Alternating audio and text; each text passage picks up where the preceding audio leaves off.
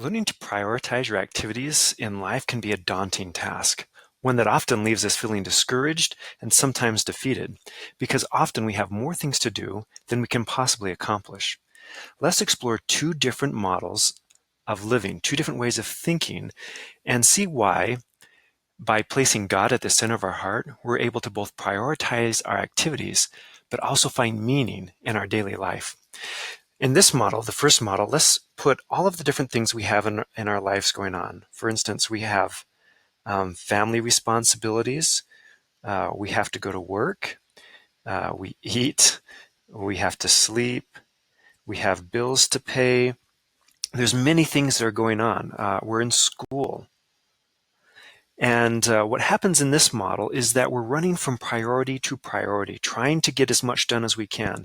And if we have a crisis at home, then family sort of moves to the center of our heart and drives out all the other things going on. Maybe you've got a large assignment due at school, and so suddenly school's at the center of your heart, the center of your attention and what you're doing.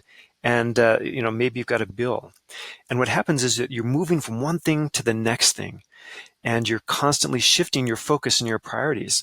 You know that God's in there. I mean, we know God's in here because we believe in him, but sometimes we get distracted by all the different things we have going on in our lives, and it's hard to find meaning in all those activities, especially when they become consuming.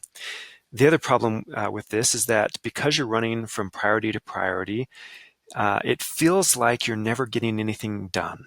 It feels like no matter how hard you try, you're never going to be able to complete the tasks that are before you.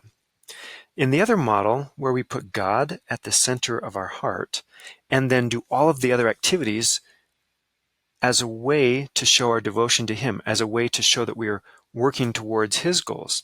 So why would we go to work? Well, because I need money to support my family. Family is still very important, but why do I have a family? Well, it's to become like God. It's our mini course on Godhood. And I have to go to work to be able to support my family and to give them the things that they need. Same thing with the food that we eat.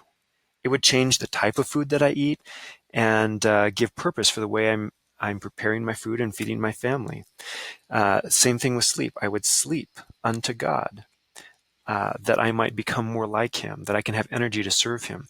It also helps inform my choices of media and entertainment.